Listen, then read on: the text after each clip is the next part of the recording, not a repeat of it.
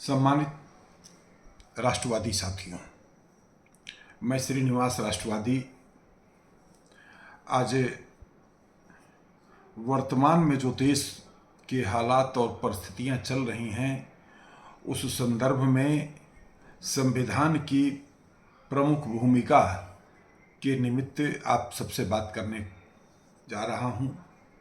सम्मानित साथियों, इधर आपने देखा जल्द जल्द कुछ एक घटनाएं हुई। अयोध्या में रेप कांड, कन्नौज का रेप कांड,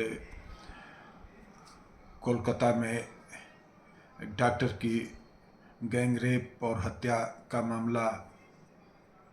इसी तरह से आप महाराष्ट्र में भी एक घटना आई है, मुरादाबाद की घटना अभी सामने आई है।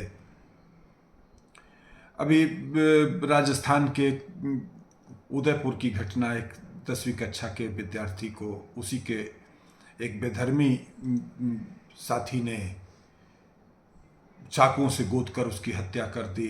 कन्हैया लाल की हत्या आप सबके सामने है। इसी तरह से भ्रष्टाचार के भी अनेकों बहुत बड़े बड़े मामले चल रहे हैं। जो हमारे कानूनविद हैं, 10-10 साल से मुकदमे चल रहे हैं, उसमें फैसले नहीं आ रहे हैं। इन्हीं सब मुद्दों के ऊपर हम आप सबसे कुछ बात करना चाहते हैं। सम्मानित राष्ट्रवादी साथियों, देखिए, जो ये घटनाएं होती हैं, इन घटनाओं के प्रतिशोध में, विरोध में हम आप सब लोग कैंडल मार्च निकालते हैं, प्रदर्शन करते हैं, नारा लगाते हैं, फांसी दो और फला को गिरफ्तार करो वगैरह वगैरह, इस प्रकार के नारे लगा करके अपना आक्रोश, अपना विरोध प्रदर्शन करते हैं। और पुलिस भी आपके विरोध प्रदर्शनों, आक्रोश को एक्सेप्ट करते हुए जो भी कानून में व्यवस्था है उस मुलजिम को दंड देने की, वहाँ तक पुलिस भी अपनी कार्रवाई करती है। पुलिस उस पर दफ़ाएँ लगा करके उस पर जो है चार्जशीट दाखिल करती है, कोर्ट में मामला जाता है। 2-4-6 महीने अभी तो कहिए कि अपने प्रदेश के यशस्वी मुख्यमंत्री आदित्यनाथ योगी जी ने एक अच्छी व्यवस्था शुरुआत किया अपराधियों के यहाँ बुलडोजर चलाने की। इससे एक अच्छा यह मैसेज गया कि जो अपराध करने को सोच भी रहा है, कुछ करने को, तो कहीं न कहीं डर जा रहा कि ना ऐसा न करो, नहीं तो भैया हम तो जो है यह कांड करके जेल चले जाएंगे, जो है वहाँ रोटी दाल मिलेगी हमको, जो है कोई दिक्कत नहीं। हमारे परिवार के और सदस्य, पति पत्नी, बच्चे, माता पिता वगैरह वगैरह, जब हमारा बुलडोजर से घर ढहा दिया जाएगा, सब कुछ जो है तहस नहस कर दिया जाएगा, तो ये कहाँ जाएंगे। और यह सोच करके बहुत बड़ी तादाद में अपराधी दबे हुए हैं जो अपराध नहीं कर रहे हैं। लेकिन इन सब कुछ के बावजूद जो दुस्साहत करके इस प्रकार की घटना को अंजाम दे रहे हैं, वो भी इस बात को समझ रहे हैं कि ये जनता का जो आक्रोश है या कुछ दिनों का है, और पुलिस का भी कड़ा एक्शन जो है दिखाई देगा, समाज में लगेगा, पीड़ित पक्ष को लगेगा कि नहीं हमारे साथ न्याय हो गया, खूब पुलिस फलाने को पीटते हुए ले गई, ये दफ़ा लगा दिया, अब जेल में है, अब सड़े उसी जेल में। कौनों नहीं सड़ रहा है।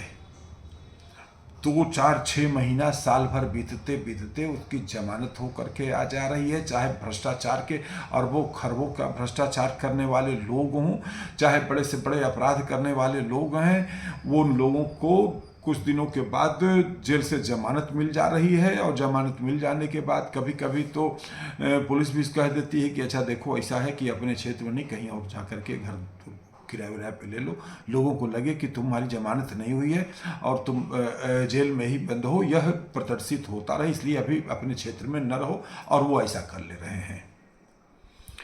हमारा आज के संदर्भ में यही बात कहना है कि भ्रष्टाचार को सख्ती से कुचलना है, अपराध को सख्ती से कुचलना है, तो वर्तमान में जो कानून है उसमें बदलाव की सख्त जरूरत है। अनेकों मुद्दों पर कानून की बदलाव की जरूरत है और सख्त कानून की जरूरत है।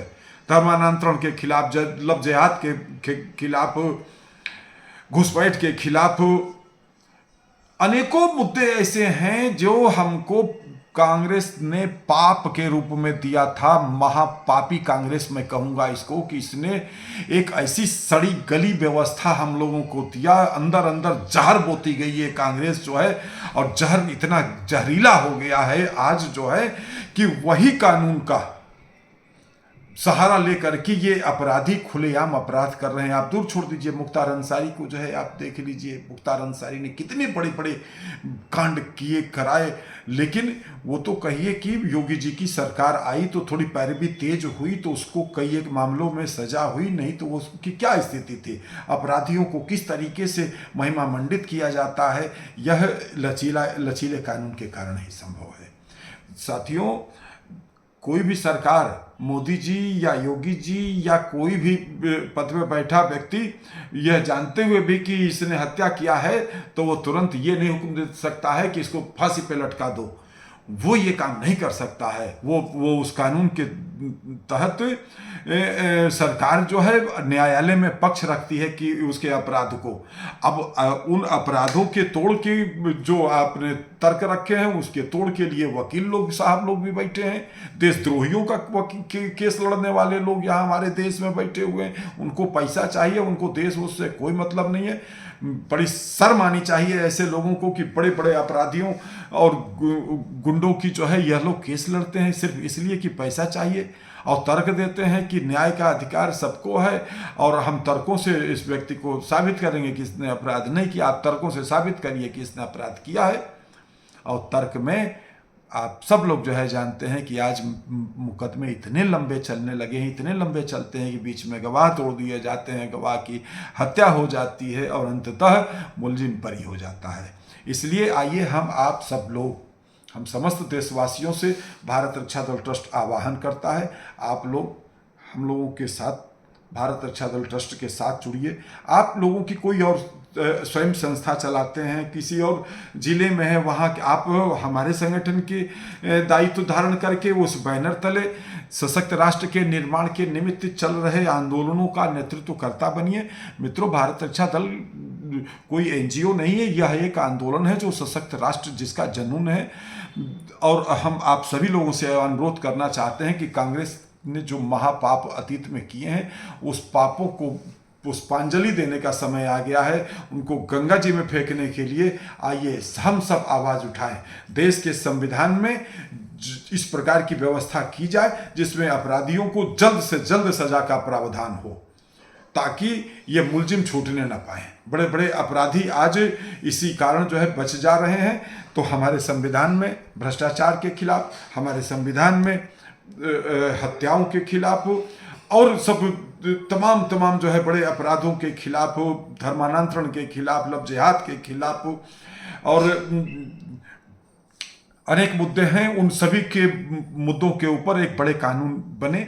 और उसके लिए भारत रक्षा दल ट्रस्ट आप सबका आह्वान करता है। भारत हिंदू राष्ट्र भी हम लोगों का एक एजेंडा है, जनसंख्या नियंत्रण कानून भी हम सबका एजेंडा है, समान नागरिक संहिता हम सबका एजेंडा है। इन सब मुद्दों के ऊपर मित्रों काम करना है। और इन मुद्दों के ऊपर जो और भी संस्थाएं हैं जो अब काम कर रही हैं, उन लोगों के साथ भी जुड़ना है, वो हमारे साथ जुड़े, हम उनके साथ जुड़े। एक बड़े आंदोलन की तैयारी में एक दूसरे का हाथ पकड़ करके साथियों साथ चलो। समान विचारधारा के राष्ट्रवादी संगठन जो इन मुद्दों के ऊपर काम कर रहे हैं, हम उनसे आग्रह करना चाहते हैं कि वह अपना मोबाइल नंबर से हमसे हमारा नंबर लीजिए 9119870392। ये हमारा नंबर है। भारत रक्षा दल ट्रस्ट अपनी संस्था है, लखनऊ से है।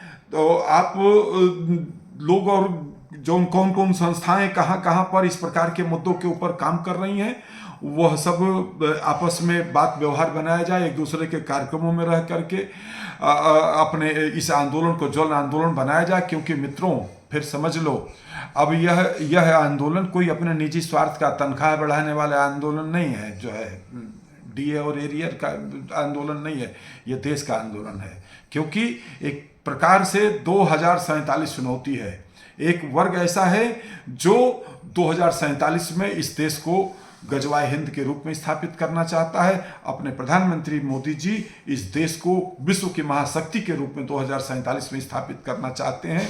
अब जंग की शुरुआत हो गई है, अब मत बैठो, अब घर से निकलो। जो जो राष्ट्रवादी हैं, जितना सहयोग कर सकते हैं, जितना समर्थन कर सकते हैं, आप अपने क्षेत्र में, हम कहते हैं आप दूर के कार्यक्रमों में भागीदारी नहीं कर सकते हैं, आपके क्षेत्र में अगर कोई इस प्रकार के मुद्दे के ऊपर कार्यक्रम हो रहा है, बैठक हो रही है, उसमें पहुंच करके अपनी भागीदारी करिए। क्योंकि देखिए साथियों, आप भी इस बात से सहमत होंगे कि कोई भी बैठक, कोई भी कार्यक्रम, कोई भी आंदोलन संख्या के आधार पर ही उसके ऊपर जो है वो एनालिसिस किया जाता है कि हजारों लोग इस कार्यक्रम में थे, सैकड़ों लोग इस कार्यक्रम में थे, लोगों में आक्रोश है, पता लगा 5 लोग बैठ करके अपनी बात कह रहे हैं, तो वह बात नहीं सुनी जाएगी। आप लोग साथ दीजिए। शक्तिशाली भारत के नवनिर्माण के लिए भारत रक्षा दल ट्रस्ट आप सबके सहयोग और समर्थन की अपील करता है।